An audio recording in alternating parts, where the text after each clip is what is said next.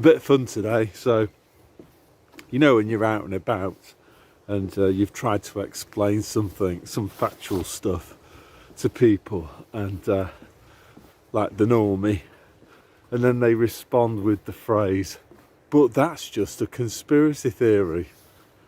What I'm going to do in this video is to sort of talk about how I deal with that situation and diffuse it. So the first thing that I do is I'll just say to them, oh, that's an interesting phrase, conspiracy theorist, or conspiracy theory. Did you make that up yourself? So even at that point, they know that you know that you've got them, because there's not really much they can say in reply to that one. One of my favourite tactics to use against the repeater station who uses the phrase conspiracy theory or conspiracy theorist, or that's just a conspiracy theory, to kind of shut down a debate, is I'll say to them, what's your favourite conspiracy theory? And of course, because they're normies, they don't have one, you know. They're not going to be quoting back the big 90 or anything like that. So what I then do is I quickly step in and I say, well, do you want to know what my favourite conspiracy theory is? And they'll go, oh, whatever. So I then quickly step in and say, oh, mine is, my favourite conspiracy theory is that Saddam Hussein had weapons of mass destruction that he was capable of deploying against the UK with 45 minutes notice. Then you can like look at them and see their facial reaction. And then say to them, you know, it only cost people that believed in that conspiracy theory and went along with it, you know, their compliance only led to the deaths of 1 million Iraqi civilians. So, you know, that's not such an important conspiracy theory, is it? You know, sarcasm. And then the other one that I'll say to them is that conspiracy theory was propagated by the mainstream media, including the BBC, and its chief architects, you know, the people that tried to push forward that conspiracy theory that Saddam Hussein was conspiring with Al-Qaeda to do terror events. You know, that was a secret arrangement between Saddam Hussein and Al-Qaeda. So they were conspiring against the UK. You know, I'll say to them, that was all the politicians' work, wasn't it? But does that count as a conspiracy theory? Or is it only members of the public that come up with conspiracy theories? You know, I will say to them that most of the conspiracy theories that I know about have actually been developed by politicians and their lackeys in the mainstream media. You know, like about deadly, that was, you know, and there was some bioweapon somewhere, you know. What a load of... So typically the next thing that I'll say to them is, well, okay, it might not be your phrase, but do you actually know what the words actually mean? What is a conspiracy theory? So typically what they'll do then is just recycle the words. So they'll say it's when a group of people like conspire against somebody else. You can sort of rephrase it for them. So you can say, oh well, so it's like when people get together and cooperate to achieve a goal that they both want to achieve. Then is that what it is? And they might go, yeah. You could also say, well, you know, it's a bit like, another word you could use is like coordination. You know, that's quite common, isn't it? Where businesses get together and rather than compete, they coordinate their actions.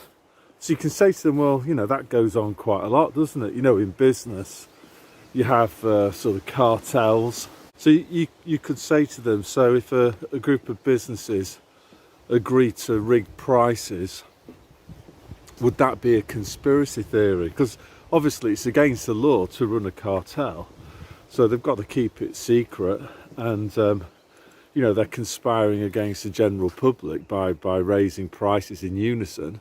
You could also say to them, well, like, what about when politicians and businesses, they start doing corruption, So it might be on a local level, a politician who recommends a building project, big, funded by taxes, and that building project miraculously gets awarded to a building company that the politician has got links to, and maybe the politician gets kickbacks. I know that sort of thing definitely goes on in places like Rochdale, where I was from. Big shop. I think they're on the 3rd shopping centre. It's not needed, the other ones are empty, but somebody's making money out of it. So you could ask them, to suggest that happens, is that a conspiracy theory?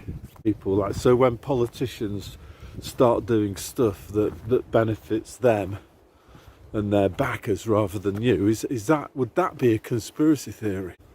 So the goal here is to get them to swap the word conspiracy with other more neutral words like cooperation, coordination, to suggest that politicians and businesses and anybody else, basically any other entity, they don't cooperate and coordinate their activities, and they don't keep things secret, about things that they don't want other people to know about. You can say to them, well, there's nothing really, we shouldn't really use the word conspiracy theory, we could use the word coordination theory, couldn't we? Or cooperation theory. Then it doesn't sound so bad.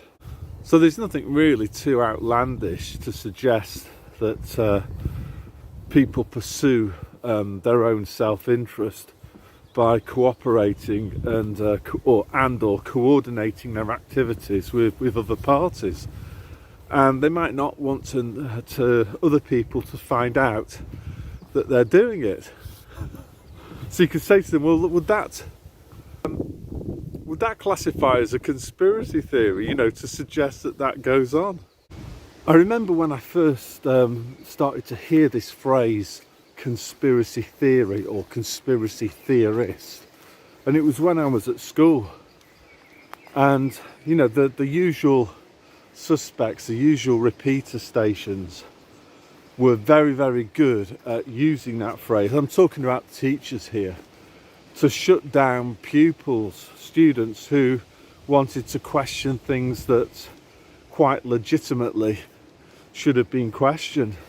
So I used to say to students, whenever some of them might be tempted to use that phrase, I'd say to them that the phrase conspiracy theory is used by the intellectually disabled to shut down any debate before it even gets started. And I think I was absolutely right on that. That is how the phrase conspiracy theory is actually used in practice, practiced by the repeater station normie world. So in conclusion then, what am I saying is I think we can turn this phrase conspiracy theory, or you're just a conspiracy theorist, against them by first of all breaking down that term and getting them to admit that they're using the word conspiracy as a substitute for cooperation or coordination, which are actually quite normal human activities. Also people lying by omission, trying to keep things secret, so that I think it was Margaret Thatcher that popularised it, wasn't it? Information is power. So yeah, some people have always got up to no good. One of the things and that's called conspiring, and they'll often keep it secret. Like they're hardly going to tell you that they're up to no good when you're the potential victim.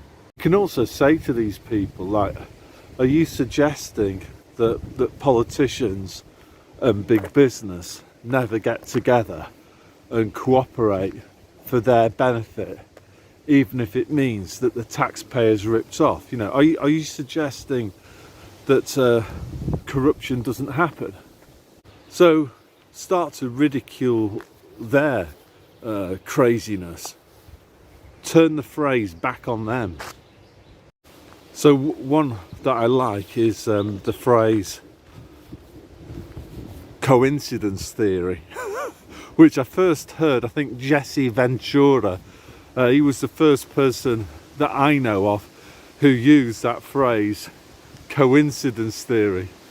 And you know, if you're up against somebody who's reasonably educated, you can ask him about the basic probability. You know, if you know the odds of tossing a head on a 2p piece, it's 50%, isn't it?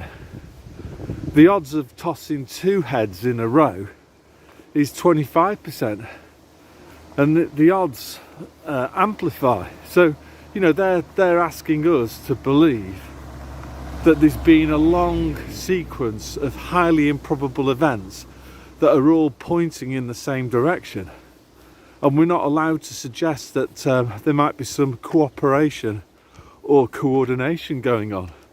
But you can say to them, oh, but let's not call it a conspiracy, because that's a loaded word, isn't it?